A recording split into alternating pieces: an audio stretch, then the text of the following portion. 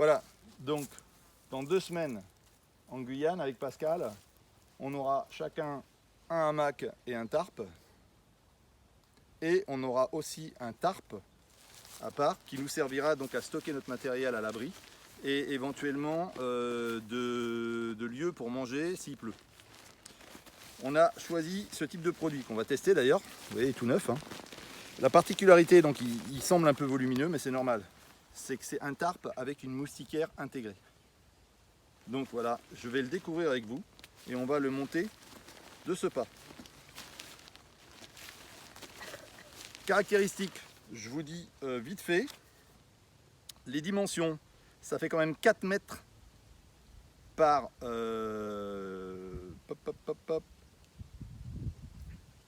4 mètres par 4, donc oui c'est un 4 par 4 qui est pas mal. Hein. Et la moustiquaire donc a une hauteur de 2 mètres 10. Ça veut dire qu'on peut vraiment se tenir debout dessous. Donc 4 par 4 et 2 mètres 10. Il est donné en colonne d'eau à 3000 mm, donc c'est acceptable. Et il fait quand même 1,8 kg. Mais donc voilà, ça c'est quand même du matériel, on va dire, de bivouac collectif. Voilà, je viens de le sortir du sac. Il y a un petit lien. Et donc il est roulé, on a la petite pochette avec les sardines. Et il est roulé comme ça. Donc je le déroule au sol. On va le mettre entre ces deux poteaux là.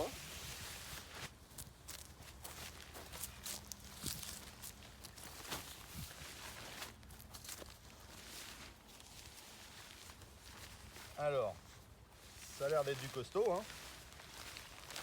Ça a l'air d'être du costaud.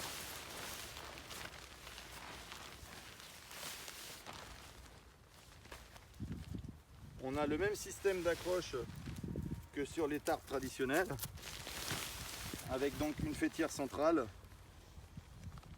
et un petit mousqueton pour rattraper le jeu. Ce qui est important, c'est de trouver la bonne hauteur tout de suite pour l'accrocher, sachant que la moustiquaire fait 2,10 m de haut. Donc il faut quand même que la moustiquaire touche le sol pour que ça soit efficace. Donc si vous mettez votre faîtière à 2,40 m, il va y avoir 30 cm sous laquelle les moustiques vont s'engouffrer. Donc voilà, grosso modo, avec ma taille de nain de jardin, je pense que si je me mets là, c'est pas mal. Après on ajustera.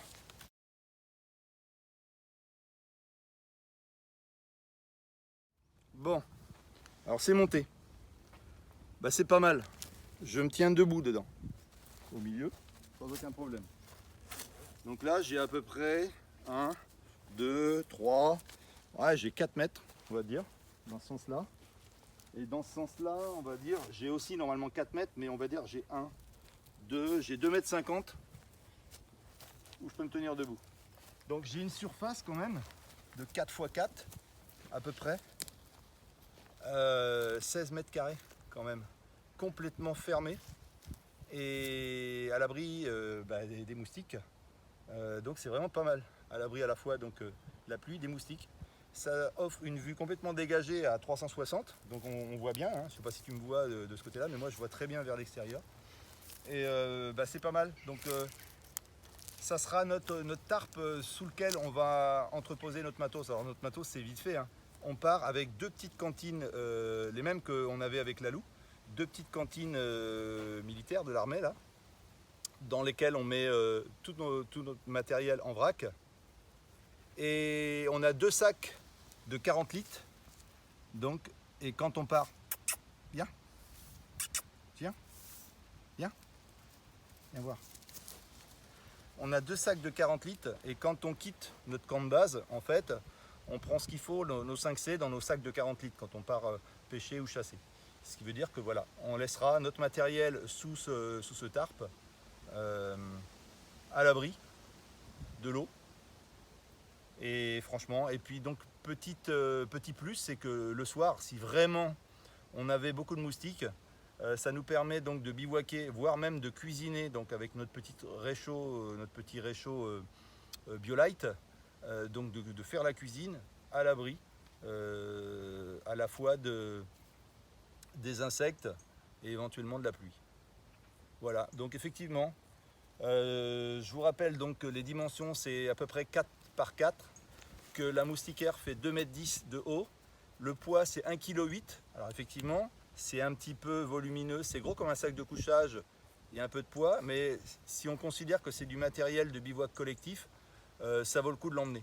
Franchement, ce que je disais, moi, que ce soit en survie ou en expédition, il y a des choses qu'on ne doit pas sacrifier, même si ça pèse un peu plus, et on a déjà très peu de confort en jungle. Il ne faut pas sacrifier le hamac, il ne faut pas sacrifier le couchage, il ne faut surtout pas sacrifier les qualités du tarp. Il faut vraiment que ça soit quelque chose d'imperméable. Et il ne faut pas sacrifier notre confort, on va dire, quand la journée est terminée. Si on doit se reposer un petit peu et manger dans des conditions acceptables, bah voilà, ça vaut le coup d'emmener 1,8 kg de plus. Voilà, merci de votre attention et puis je vous dis à très bientôt pour le Retex sur place dans la forêt amazonienne. À bientôt.